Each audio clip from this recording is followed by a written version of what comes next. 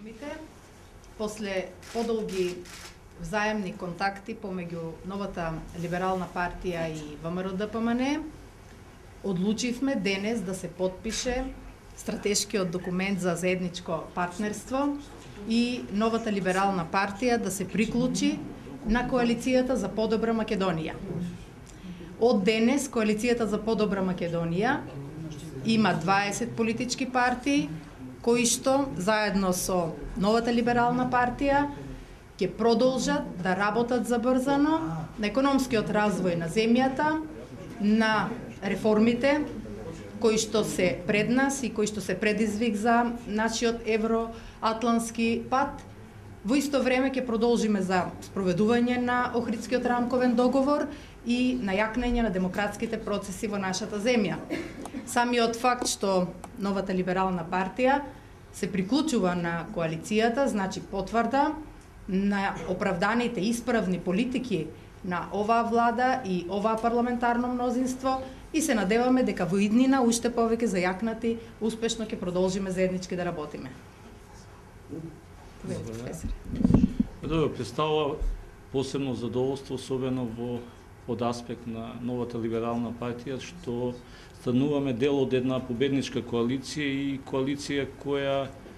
за прв пат во овие 20 години презема реформи во државата, реформи во секој поглед, кои повеќе или помалку можеби изгледаат болни за одредени структури, меѓутоа сепак значат нешто ново во овој транзиционен период во Република Македонија.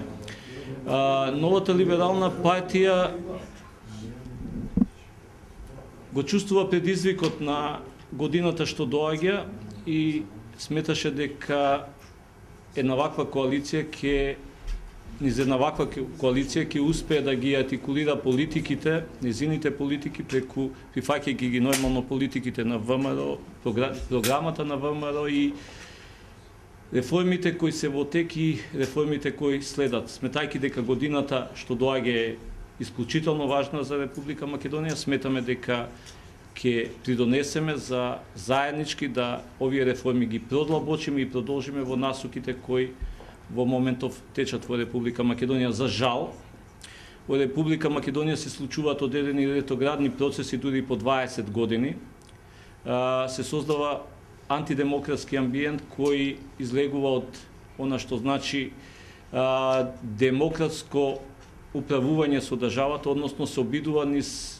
сеење на страв во Република Македонија, сценарија кои не се непознати во изминативе години, да се создаде клима на антидемократско владење во Република Македонија, со цел нормално да се профитира од таквата состојба. За жал, ваквите политики не водат никаде, во основа нема да му донесат добро никому, особено не на Република Македонија и на обидот Република Македонија да стани просперитетно успешна и пред се членка на Европската Унија. Штетата е голема во недостаток на политички идеи, нормално ни се случуваат вакви работи, меѓутоа Република Македонија ниту може, ниту смее да се изедначува со определени состојби во одредени држави кои се случуваат во моментот, затоа што има легитимно избрана власт која нормално работи на реформи кои, како што кажав, не секоја се добро прифатени, меѓутоа не се добро прифатени токму од причина што значат рушење на определени табуа кои се градени во минатото и кои продолжуваат, се обидуваат некои да искористат целата ситуација да покажат дека власта не е во функција на служење на народот, туку власта е цел самата за себе. Тоа ни се случува денеска, меѓутоа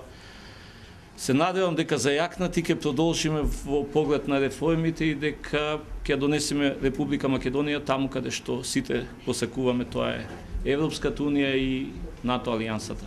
Ви благодарам.